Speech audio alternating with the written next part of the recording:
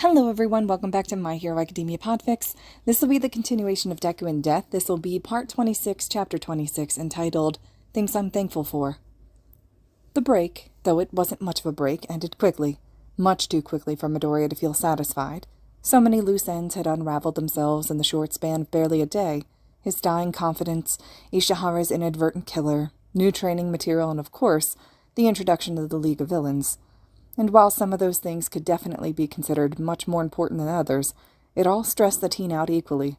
The fact that he was pressed for free time and was forced to choose what mattered amongst all that certainly didn't help. Another car rushed dangerously close to him by the sidewalk, and he found himself flinching in the opposite direction away from the street. In reality, the car was really nowhere near him, but every loud noise, every rush of air terrified him to no end. It was pathetic. He knew it was all psychological, but that wasn't enough to convince his subconscious to man up and get over it. Gami's gentle comfort was always appreciated, but there were times like this, where he wished the ghost would just yell at him to move on, because maybe he couldn't convince himself to stop, but his brain had to listen to his mentor, right? It was something he knew the answer to, because he knew for a fact that Gami would never yell at him. At least, he thought so. He returned to a natural, more relaxed pace, letting his shoulders drop and breathe out a release. The flinches weren't extreme, but they were noticeable enough that he knew he needed to stop before getting to school. The last thing he needed right now was one of his classmates pointing it out, God forbid a teacher. That'd be as embarrassing as it'd be pathetic, and it'd surely be plenty pathetic. As he fixed the backpack that was slumped on his shoulders, he failed to notice another vehicle creeping up from behind him. Ever since the invasion of the USJ, his senses had been out of whack, to which the duo guessed was from the sheer amount of stress he'd been under in the aftermath. Of course, he was eager to head back to school to begin restoring the little skills he did have, but as of now, he was pretty prone to most spooks and startles. He was pretty thankful to have Gami around, even when he didn't realize it at first, because he was too distracted to notice the ghost pull him gently away from the street and then move himself to stand between him and the incoming cars. When the car had passed them, he jumped a bit, but considerably less compared to the other times. He looked up out of instinct, only to realize the switcheroo that had taken place, before smiling awkwardly at the spirit beside him. Thanks, Gami," he breathed out, like it troubled him to speak, though the ghost didn't really take offense to it in the slightest. His hair was subsequently ruffled in response, and the two of them continued their morning walk to UA. It felt a bit off to be just walking the two of them, but Aizawa and Yamada left earlier at separate times. The heroes had discussed the immediate aftermath that was inevitably coming once the school opened up again, and decided that it was safest for everyone if they all arrived at the building separate. Midoriya could admit it was certainly lovely walking up later than normal and having the house to himself, but on the same note, being the last person in the house meant he had to lock it up before he left. And while he was no stranger to owning a pair of house keys, as he inevitably had to copy his mother's at one point, he certainly wasn't expecting to receive one from the Aizawa Yamada household anytime soon, if at all. The key rested weightily in his uniform pocket, and he unconsciously shoved his hand back in there to check it was still there. He had checked the locked door maybe 3 different times before leaving, paranoid that he'd screwed something up despite having done this countless times before. He probably resembled a madman if anyone else was watching, even more so now, constantly flinching from passing cars and checking his pockets. But with the reassuring feeling of sharp metal against his gloved fingertips, as well as Gami floating beside him, he sure didn't feel like one. Recognizing the massive quad-pillared building that slowly grew larger, he picked up the pace slightly. It was strange not arriving as early as he did, and he found himself wanting to seat himself in the classroom as soon as possible. Maybe if he was lucky, he'd get some time to conversate with Yamada or maybe even Aizawa, but that was unlikely. He was arriving just a bit earlier than the general entrance time, but even then he was certain he'd find Ida seated as he walked in. Of course, even then it could never be that easy. Like a flock of seagulls on Dagoba Beach, the horde of reporters Midoriya was so desperately trying to avoid all snapped their heads towards him. To be fair, he wasn't exactly trying to conceal his presence, but that was just because he had to use the student entrance, not the staff entrance that Aizawa and Yamada had unlocked for them. There wasn't really a point in trying to sneak towards the entrance, because he'd have to pass through them eventually. Still, he should have expected the stampede that he was met with. The mob raced towards him, microphones and cameras and notepads all being shoved in his face. He didn't even have enough time to panic, as he was absolutely swarmed by people, all desperate to try to fill their quotas. He hopelessly attempted to escape the whirlpool of tension and tech, but found himself helplessly trapped in the center. How was anyone of his classmates supposed to get through all this mess? Thankfully, he was lucky enough to have Gami to assist him. Goodness, they really are bloodsuckers. There was a sudden tug on his wrist, and he was yanked through the mass of people roughly. He felt just the tiniest bit bad for the yelps and groans as reporters were pushed off their feet, but shook it off, remembering how they mobbed him first. He stumbled to keep himself from falling as Gami had pulled him through without hesitation, but as he finally reached the sunlight, he felt the balance return to his stance. The ghost let go of his hand, but he still continued the frantic pace that he had started at, making it through the entry arch. He turned on his shoulders for a second, but was reassured at the halt of the bloodthirsty crowd who had clearly learned their lesson from the last time. He sighed in relief, letting his heart rate die down before turning his gaze forward again. The entryway was as beautiful as always, luscious green leaves draped over sturdy bark, and a few fluttering to kiss the brick path below. It was a staple that had enamored him since first arriving to take the entrance exam, and Gami seemed to think the same. But he couldn't remain here forever, and was determined to at least make it to class somewhat early, so he picked up the pace and readjusted his backpack, hopping up the front of the steps with a bit more pep in his step. As he pushed open the front doors, he hoped his other classmates would make it through in one piece.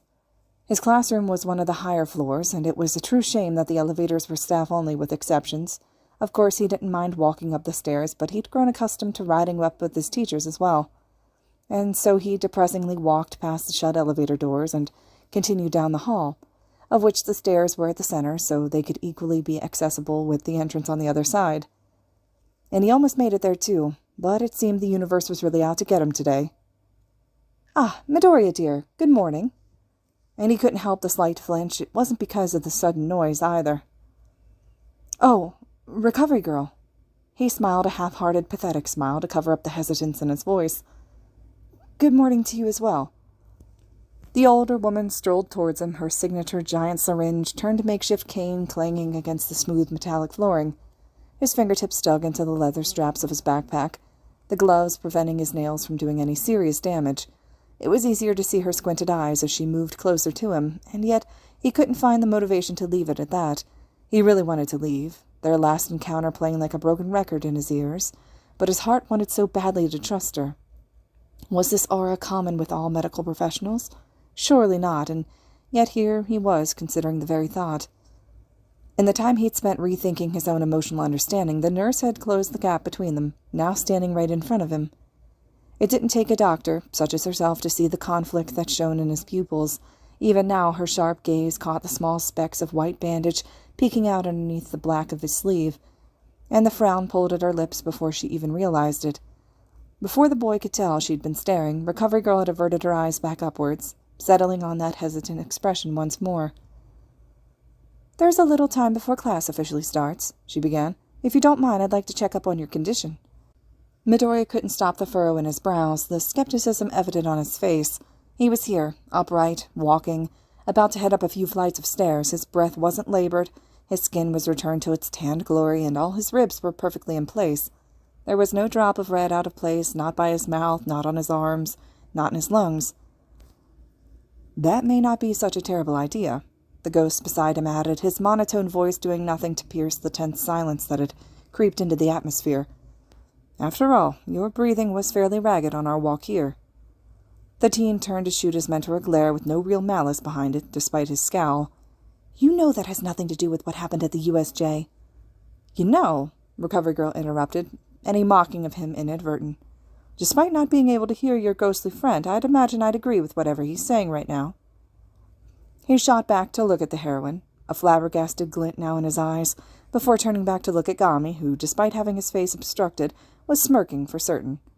He could feel irritation bubbling under his skin, but instead of boiling over like an erupting volcano, he sighed and dropped his tightly wound shoulders in defeat.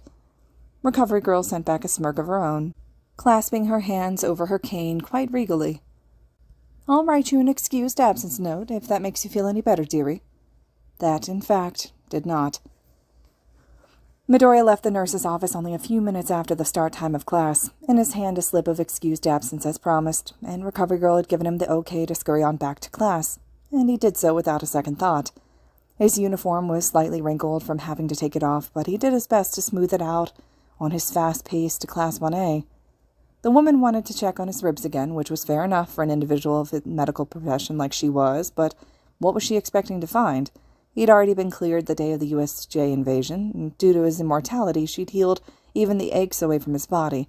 Of course, there'd be nothing of interest in her quirk examination. He was perfectly fine, in the best shape he'd ever been in, totally healthy. He readjusted his sleeves, pulling them further up his wrists. He ignored the feeling of the fresh bandages that held firm against the touch. They were expertly wrapped around his right wrist, and no longer peeking out from his turtleneck. She'd also wanted to take a look at the scar that had stained on his skin, which she commented was healing nicely. He scowled at the thought. Though he did appreciate the rewrap of his bandages, even if it was unintentional. It was hard enough to dress his blemishes on his own, and even harder to find someone that could do it for him. Thankfully, he had his confidence that the homeroom teacher wouldn't be waiting on him. In fact, it was more than likely that the class would be waiting on Aizawa, which wasn't really a great thing to be confident about. The underground hero's semi-lax attitude was certainly a blessing, one he'd be relying on as he skidded to a stop in front of the massive sliding door, taking a breath that he hoped was enough to prepare him for any of the countless scenarios playing through his head. He gripped the handle and pulled it open slowly. It was a similar scene to the reporters crowded by the front of the entrance, except the seagulls weren't nearly as bloodthirsty this time. Still, heads snapped on their necks, enough for the teen to realize that he was the one being waited on. He couldn't help but draw parallels to the battle training on the second day of class, where he had saved the lives of his friends at the cost of his own well-being. Of course, he'd ended up all right, just as he had now, but that didn't stop people from worrying. And it sure didn't stop people from crowding him at the door in their shock.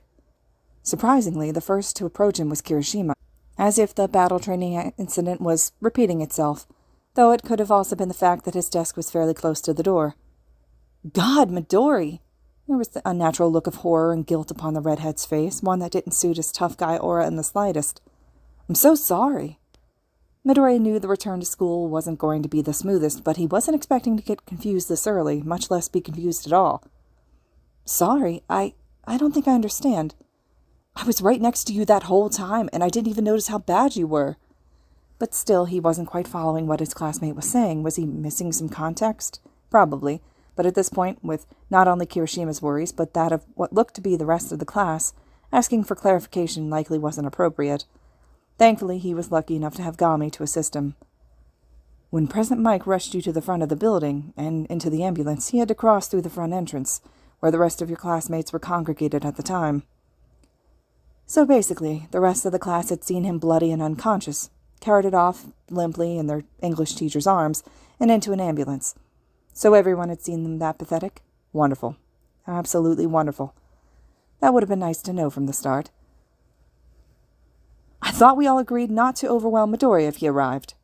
It was impossible to not recognize the signature authority that held in Ida's voice, and clearly the rest of the class got that too, as those who did join Kirishima out of their seats to crowd around the green-haired teen had backed off a bit. Although it was a bit hypocritical when the stiff boy himself moved to approach Midoriya. He placed his hands firmly on the other boy's shoulders, and he couldn't stop the flinch, which Ida noticed as well. He softened but kept his hands planted. Let me see your phone. It wasn't a question, and Midori found himself fumbling to follow orders as he slipped it out of his uniform pocket, quickly unlocking it and handing it over obediently. And while he knew that Ida certainly had no malicious intent, he wouldn't convince his instincts of the same. The navy-haired boy had took it from him snappily, only removing one of his hands from his shoulders to do so. He proceeded to use that one hand to scroll through, his purpose unclear as Midori was unable to see the phone screen from the angle it was at. But after a short search, Ida must have found whatever he was looking for, because he began typing using that one hand, which was a feat within itself. Do you have any idea how worried I was? The class dad continued, still looking down at what he was typing while keeping his free hand on Midoriya's shoulder. I wasn't able to contact you for the entire time. It was only after a day and a half, but he would never say that out loud, remaining silent and letting Ida finish whatever he was doing. His phone was then promptly handed back to his shaky hand with a slight press. I've added myself to your contacts, so this incident never occurs again. If it was under different circumstances, Midoriya would have probably laughed at his friend's parental nature, but he couldn't even muster up a smile right now. He wasn't even sure what to say at this point. What could he say, even? though one bubbly brunette came to rescue before he could even think about it. "Don't mind Ida too much, Midori," Uraraka reassured, though her face still held this worry that he desperately wanted gone. "He's just as worried as the rest of us." She looked down towards his hand, which was still holding his phone out limply. "Do you mind if I put my contact in, too?" She pointed down at it. Finally, his mouth booted back up again. "Yeah, sure." Uraraka gently took the phone from him, a great contrast to how Ida had done so before, and made her way to his contacts as well, and before he even knew it, his phone was being passed around like a hot potato, with everyone gathered around him also wanting to exchange numbers. He would have said something, maybe even protested the sharing of his phone like a juicy rumor, but he just couldn't find the words, despite having just spoken before. Well, this certainly doesn't seem like a bad reception. He wasn't sure if he could call this a good reception either. He wasn't keeping track of the whereabouts of his phone, but if he was, he'd have seen it pass through one particular set of fingers, one particular set of webby, padded fingers that held onto it long enough to enter her number, just as everyone else had. It wasn't until she got close enough that Midori noticed Asui worming her way to him through everyone else. Actually, it wasn't even he himself who noticed, rather Gami, who pulled away and pulled his successor's attention along with him. Asui, walking comfortably on her own. Asui, heart rate steady at a normal rhythm. Asui, blinking and breathing with her face still intact. He wished that he could say that she was smiling, but her face was laced with the same nervousness he'd seen everywhere else. Once she stepped in front of him, everyone began to quiet down, interested in what she wanted to say, because she was going to say something. Why else would she squeeze her way through to the front? "Midori." Her voice was wet like she was about to burst into tears. Gami knew that voice all too well and never wanted to hear it again. And while he wasn't going to make his successor make sure she didn't cry, the parent in him really wanted to tell him to do just that. "I'm so sorry that I left you." And Gami felt his heart break into a million pieces, which wouldn't be all too big of a deal on its own, but this was the first time it had even cracked for someone that wasn't his successor. And it seemed as if Midoriya felt the same way, because he took a confident step forward, and then an indecisive pause on what to do next. "Sue, I'm fine. Everyone's fine. It all ended all right." The ghost felt his heart break even more, because while that was the perfectly right thing to say in this situation, it wasn't true in the slightest. "Besides, I told you to go with Aizawa-sensei. You have nothing to feel sorry about." Though at that last part it was clear that she didn't agree, but she was already doing her best to keep herself from crying after that, so she simply shook her head softly. No one was expecting it, really, so much so that Midori didn't even flinch when his froggy classmate wrapped her arms around him. Sure, he hesitated a bit, his arms hanging awkwardly in the air, but slowly enough he returned them in a light embrace, doing his best to console the girl in front of him. No one was expecting it, really, but after the whole mess that was the USJ incident, who could really blame any of them? They were heroes in training, sure, but in the end they were just kids. Kids who were thrust into a cruel and unforgiving world far earlier than they needed to be. That left the most sour note of all. Uraraka and Ida watched anxiously from the sides as Asui pulled away, rubbing her eyes embarrassingly. Midoriya tried to smile, to show her all was well, but even he couldn't make it as convincing as he intended. "Midori," Uraraka murmured, her voice so hushed that it was like she was afraid it would break him. "Are you really okay?" And here was where he had to make his decision, though, and the decision was practically already made for him, as he summoned the largest, brightest smile he could muster, pressed down all the trauma that had resurfaced in the past day or so. If Gami didn't know him so well, he would have praised the boy for superb acting skills, though that didn't mean he didn't file away the moment for discussion later. "Trust me." His voice didn't miss a beat, steadier than the spirit had ever heard it since the USJ. "I'm okay. I really am." That was all Uraraka needed to practically tackle him into a hug, her energetic personality seeping into her worry. Maybe she just needed confirmation before sweeping him into rough affection, which he guessed was fair. After all, the last time he'd been injured just as severely, at least to his classmates' knowledge, and a simple pat on the back from Ashido had sent him wincing into the next day. In any way, he appreciated the brunette's consideration, though he wished that she would have asked before squeezing the life out of him. But then again, he wished he could hug her back without the sickening nausea creeping up his throat. There was a second, stronger pair of arms that joined the fray, and it didn't take a genius to figure out it was the class president. Midoriya could admit it was different, alien, not really something he was used to. Maybe it was something he would never get used to, but he also couldn't deny how lovely it felt, how warm and reassuring.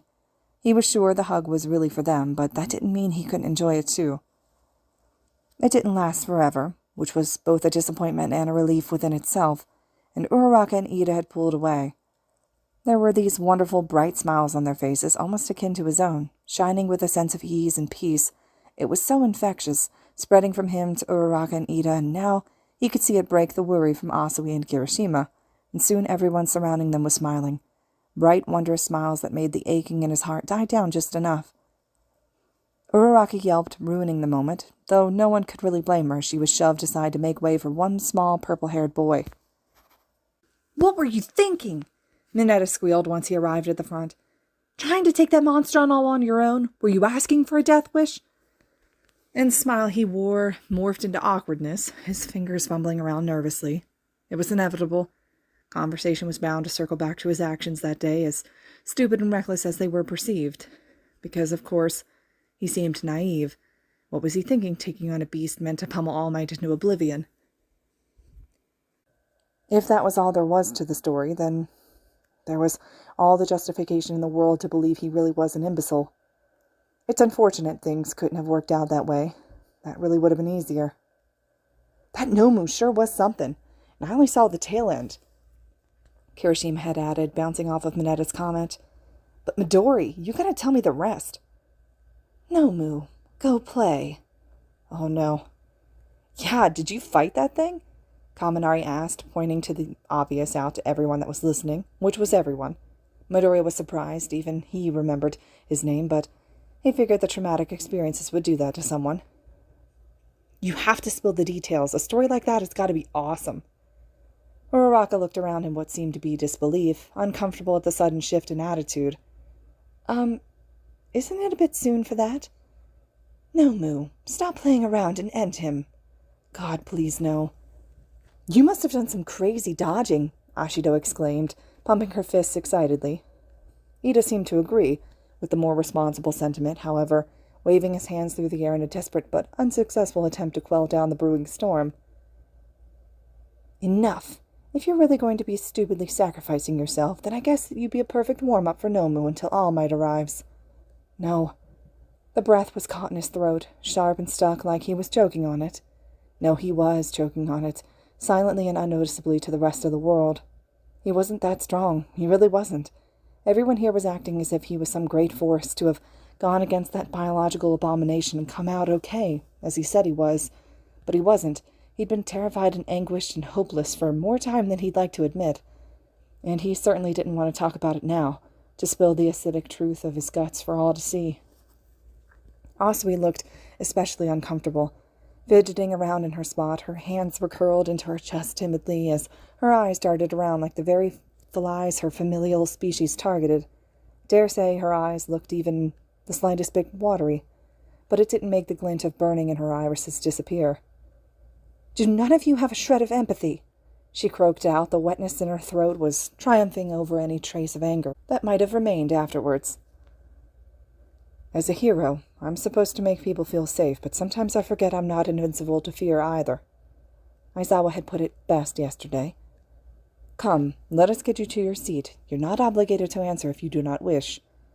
That was the easy way out, and he would have taken it in a heartbeat. That was, if his feet weren't glued to the floor. It never surprised him how easily Gami could read him. They were a unit, mentor and successor. Death and Death, truly the closest of close, but he could never hide anything from him, not that he tried all too often. Besides, the ghost's presence was more than enough on most occasions. But right now, he really wished Gami wasn't as invisible as he was. It was sickening, seeing everyone so eagerly waiting on him for details he didn't want to share, details they didn't really want but had no clue. And what was he supposed to say? How could anyone believe he was all right if all it took was this to close him off?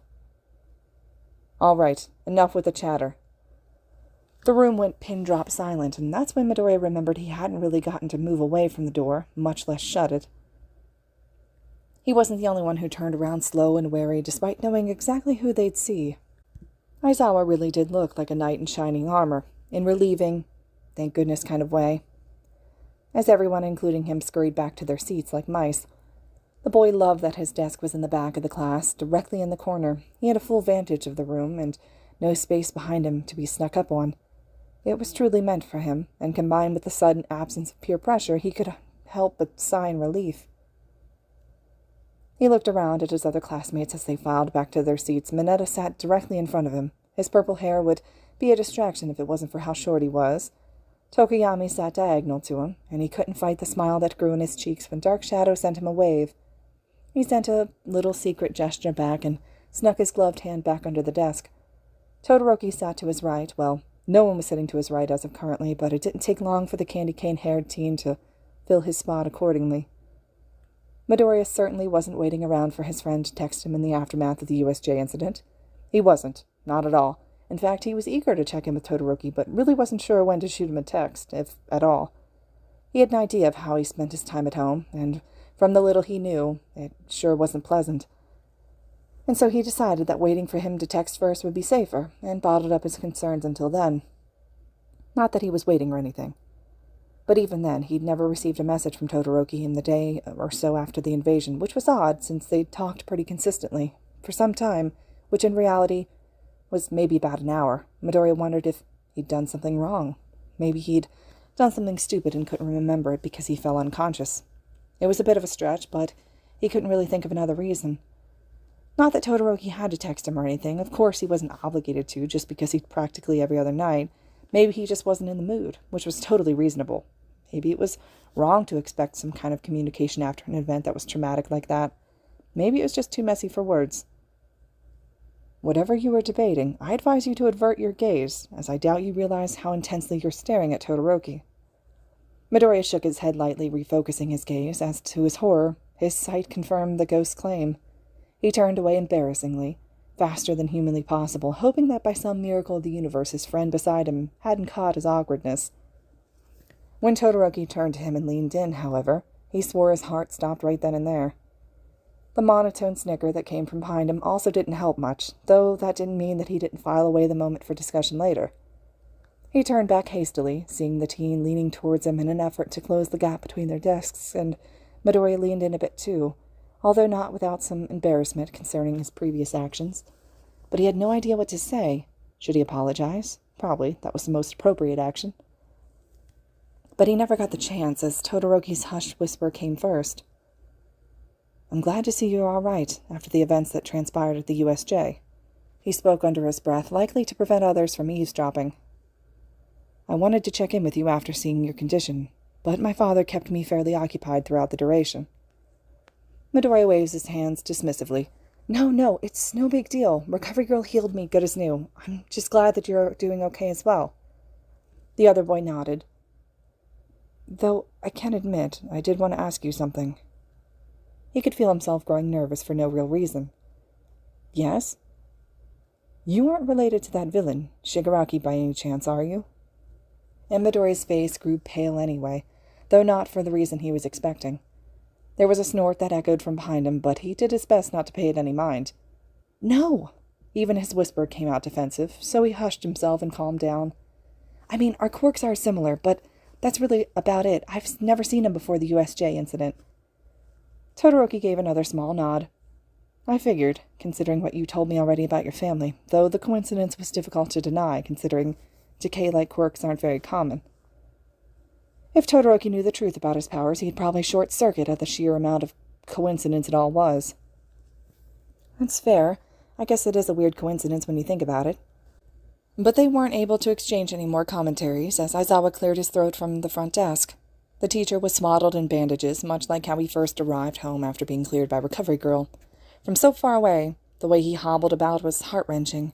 It made him look so small amongst the rest of the class, but Midoriya knew better than to actively think that. After all, Aizawa was one of the strongest people he knew, much stronger and more admirable compared to himself. He wouldn't be here in class if he truly was as injured as he seemed. Then again, no one was indestructible like he was. As I'm sure you all know, his raggedy voice began, hushing everyone into silence, UA waits for no one, and nothing, which is why the school is already focusing on the next event. Murmurs riddled the class, but they all died down as the teacher began speaking again, taking a heavy breath before doing so. You all have 2 weeks to get ready. because after that the UA Sports Festival begins. And the class was sent into chaos. Shouts and cries erupted from every corner, all focusing on completely different things, all of which were reasonable to their own extent, but one voice managed to pierce through the crowd, and upon closer inspection, Midoriya found himself a little surprised at the origin. "The sports festival so soon after a villain attack?" Jiro questioned, echoing the thoughts everyone was thinking. "Is this really the best move?" Aizawa seemed to understand her concern, sending a slight nod. "It's necessary to demonstrate that UA's crisis management protocols are sound," he explained rationally. "That's the thinking, anyways." Though by his body language, Midoriya wasn't so confident that the hero really agreed with what he was saying as reassurance. "Even so, the sports festival isn't an event that can be cancelled over a few villains. Though that doesn't mean that we won't take precautions. There will be 5 times the police presence compared to previous years." Out of the corner of his eye, he noticed Gami give a half-hearted shrug. "I guess that is reasonable, though this does not truly seem like a smart idea." And while his mentor wasn't wrong, he wished he had a softer way of phrasing it. Though not all the class seemed to agree with Aizawa's smooth talking, as Mineta hunched in on himself in front of him. "You sure about that?" Yayorozu turned back around to face him, reminding Midoriya that she was sitting in his old spot, and vice versa. "The nation's top heroes will all be watching. They'll be there to scout us out." The energy in her words seemed to revitalize the class, giving everyone the boost of morale that was necessary after such a dreary couple of days. Chatter arose once more, talking about scouting, sidekicks, general semblances of the future from every corner of the room. And Midoriya couldn't deny it. It did leave him slightly invigorated, though he'd have to really work hard in the 2 weeks before, because, as he was now, simply wasn't good enough. His mind had traveled back to the guide that Aizawa had given him yesterday. He'd have to start tinkering with it. After all, the events of the sports festival were switched up every year, but the last event usually was a one-on-one spar. And there wasn't a way he'd use DT on anyone during that, no matter how desperately he wanted to win. He needed to up his game, work out some new moves concerning combat with his weapon, maybe even experiment with his new blasts. He had his notes on Bakugo's quirk to work off of, and alongside the material given to him by Aizawa, he had plenty to focus on in the next coming weeks. He pushed aside the small feeling of guilt concerning accepting material from his teacher, though. "Naturally," the pro started up again, and everyone voluntarily quieted themselves to hear. "You'll gain valuable experience and popularity if you're picked up by a big-name hero." Midoriya couldn't stop the slight self-loathing, thinking about the possibility of getting scouted. Who would want to associate themselves with a power like his? A power deadly and destructive and not hero-like in the slightest of qualities.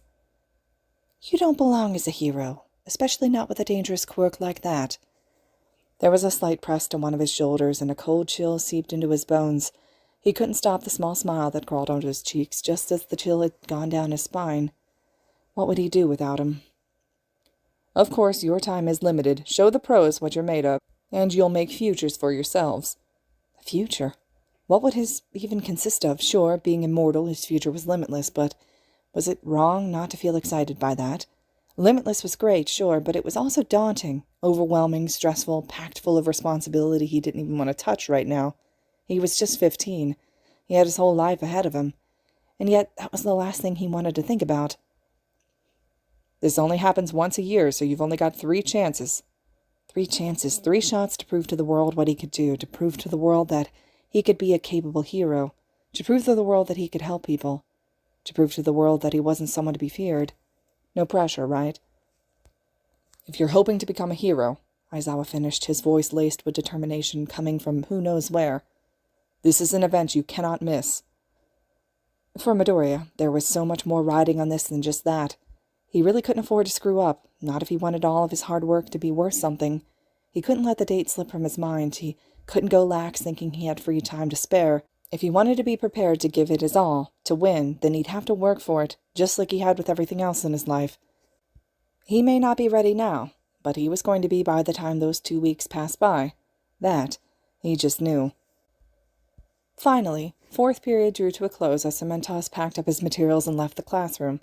And as excited as everyone usually was for lunch, even that couldn't match the excitement brought on by Aizawa's homeroom announcement, which had thoroughly distracted everyone to some extent throughout the rest of their classes. Even after all that had culminated at the USJ, the class seemed to jump right back into their usual selves, which was unnerving, as it was relieving. He moved to stand from his cemented position from the last few hours, but even his rise out of his seat wasn't nearly as fast as the rest of the classmates. He reached to push in his chair, feeling the back of it pressed against his bandaged wrist, and Midori found himself a bit slower to adjust. But he certainly had his reasons. "Everyone's so excited," he muttered out in amazement, watching his peers congregate at the door. "I would imagine," the ghost agreed. "The festival seems to have really captured their attention." "It is time in the spotlight, so I guess it makes sense," he replied back under his breath. Sure, while the sports festival was a grand opportunity to get a foot in the door as an up-and-coming hero, the teen didn't quite enjoy the thought of being watched by hundreds of thousands of eyes, if not more. The whole entire country would be watching, and it would take having no heart at all to say that didn't unnerve him. "Though I'm surprised you haven't heard of it at all. The UA Sports Festival is a pretty big deal." "And you aren't?" Ida's voice pierced from behind him, causing him to jump right out of his skin and shoot around. His friend seemed to understand his sudden presence was startling and placed a hand on his shoulder as a calming gesture. But that did little to actually quell the massive pull of anxiety in Midori's stomach as he stood there mortified, trying to figure out just how much of his partial conversation Ida had heard. "This is our chance to add our names to the ranks of heroes," he added without missing a beat. "Of course we're in high spirits." And that sent his rising stomach acid right back down where it belonged, and he couldn't help but the quick sigh of relief that escaped him. Thankfully, it seemed Ida only caught the first comment and was responding to that, not actually having heard the rest of the conversation. And while that was a small miracle he would not take for granted, he really needed to be more vigilant about how he handled his relationship with Gami. The last thing he needed was for one of the classmates to come up to him and ask who he was talking to. "Yeah, I get that." Midori slipped in just to let Ida know he was listening, but hoped it was vague enough to end that topic of discussion. Thankfully, some other fortunate force of the universe had that covered. "Midori! Ida!" Said voice turned around to see their third friend, Uraraka, standing menacingly in front of them, her head drooped and her eyes overshadowed by her hair. She then looked up at them, brows furrowed and an unnatural gleam of psychotic determination in her eyes. Midori nearly took a step back at how similar she looked to Bakugo, the mockery sending chills down his spine, and not the comforting kind. "At the sports festival. Let's do our best." The line was inspiring, but her face truly did no wonders when portraying that. "What happened to your face, Uraraka?" Ida gawked, and the rest of the remaining classmates seemed to do the same. "You're not looking very Uraraka," Ashido added, cocking her head to the side. But the brunette didn't pay attention to the comments, didn't pay them any heed. Instead, she was crouching into an aggressive position. Her face became even more shadowed, and she pumped her fist into the air. "I'm going to crush this!" And some of the other students still in the classroom weakly pumped their fist alongside her, though more out of awkwardness than anything else. Is she attempting to increase her own confidence with that display, or intimidate others? Midori wouldn't have been able to tell him. "And I have confidence you will," Ida rebounded. "But are you ready to head down to the cafeteria?" And just like that, Uraraka seemed to snap back like a rubber band, reverting back to the bubbly, ditzy girl he was more familiar with.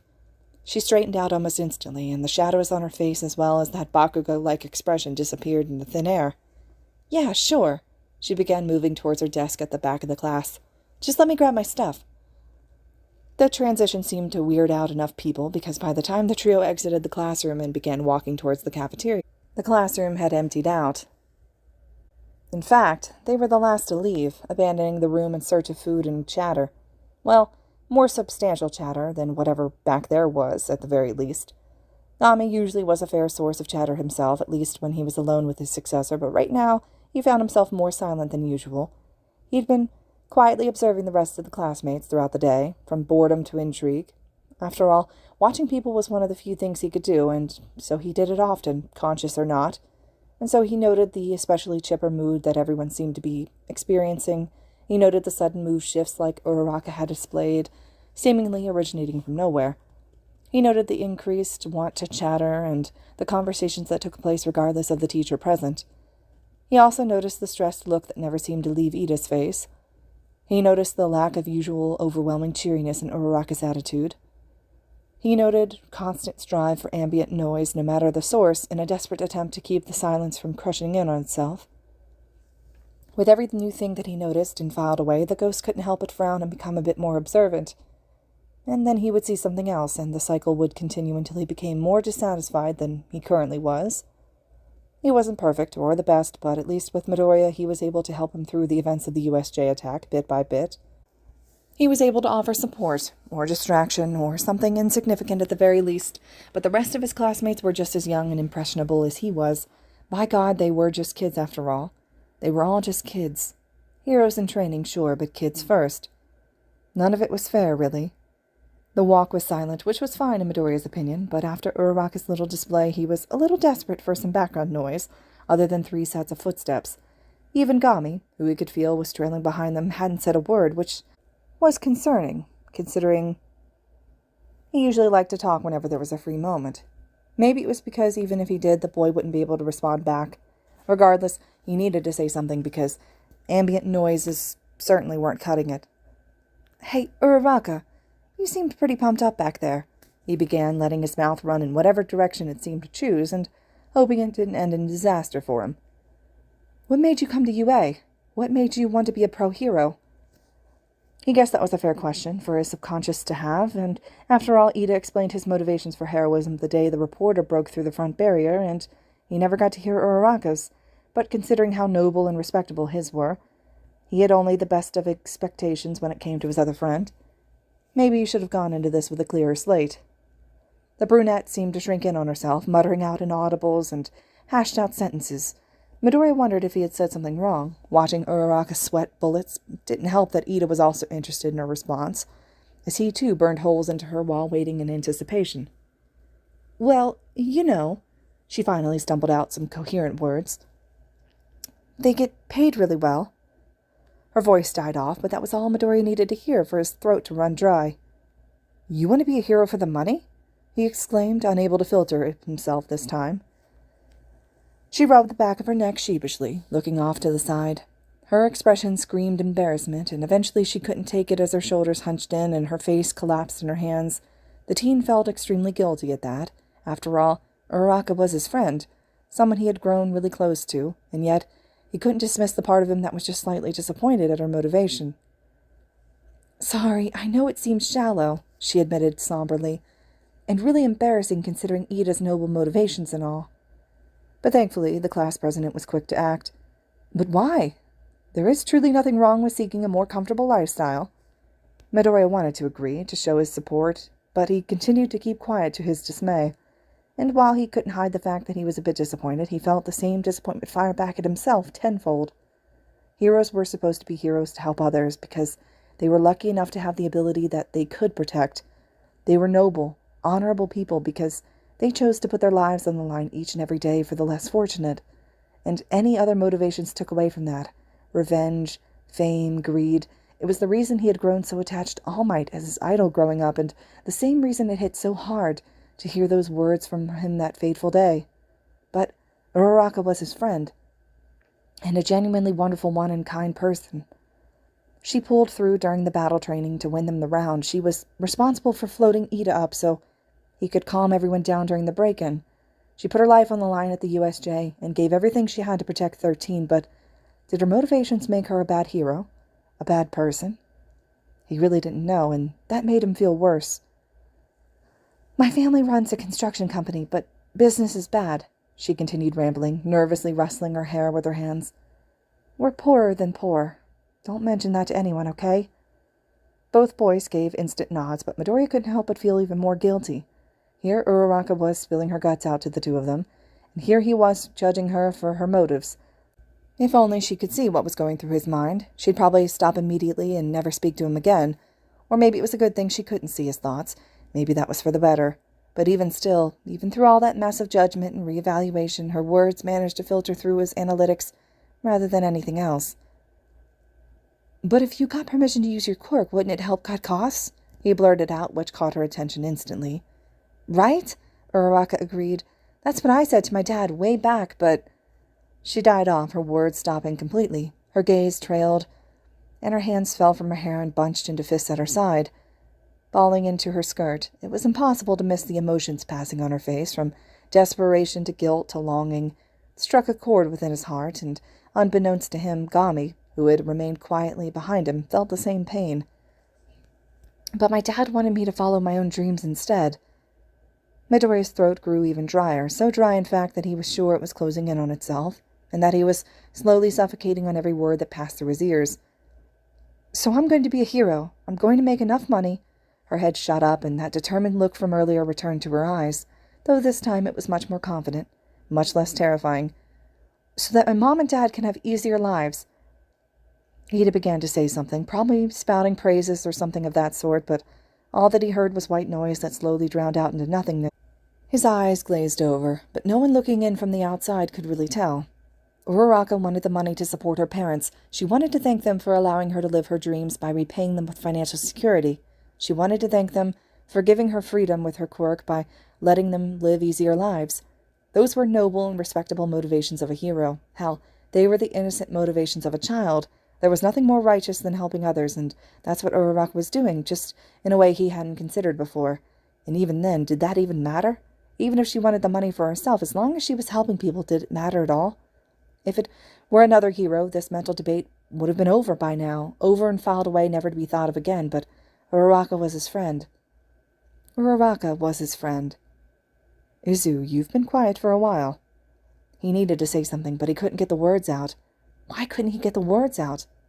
Ah, young Midoriya, found you. And that was loud enough to snap him out of his head, only to send him right back in. All Might slid around the corner into the hallway, with macho grays startling all three of the students currently standing about. He straightened out his suit as he pulled to a stop, keeping one hand clutched close enough to his chest as the other reached behind him. He revealed what looked to be a lunch package held by a cutesy yet poorly wrapped bunny-printed cloth. "Want to eat lunch with me?" he asked in front of all of them. Midoriya felt his mind run blank. Like a dying car sputtering out its last moments of life, his instincts sent him right back into fight-or-flight mode, and he had to willingly fight against every ounce of blood in him to not step back hesitantly. He could see his friends turn to see him and look at his response, and he knew he couldn't afford to stay silent like he had before. "Well, You do not have to." Midoriya had promised. He knew he had. He had promised that if he made it out of the USJ attack, he would work towards repairing his view of All Might. He had recognized through the adrenaline and pain and sweat and blood that hating All Might for what he said that one day was not the way to go. He wasn't denying that what he said was wrong, but immediately detaching himself from the hero and being sickened at even the sight of him was very petty, and it took about a year and a traumatic experience on the field, fighting alongside the pro for their very lives and the lives of those around them, for him to realize that what he was doing was wrong, and what he could be doing better. Sure, what All Might said was out of ignorance, which certainly wasn't the making of a hero, but what he had done in return definitely wasn't the making of a hero either. And despite all that reasoning, he still found himself hesitating to take that first step. "You are not obligated to go with him." "Ah, don't worry about it, Midori," Uraraka cheered from beside him. "Ida and I'll be fine on our own." "Indeed," Ida agreed. "I'm sure you'll have great matters to discuss, which we'll leave you to. In fact, Uraraka and I will head over to the cafeteria now, hopefully to beat the incoming classes." And then they left. Uraraka and Ida walked right past him, right past All Might, continuing down the hall to the cafeteria. They left, leaving him alone in the hallway to stare blankly at the number one hero.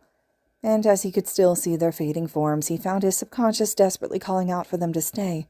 "Please, don't leave." "So, young Midoriya," All Might called out again, this time much quieter. "Ready to go?" "Just leave with your friends." He couldn't move. Well, he could, but barely. Surely not enough to take that first step, figuratively or literally.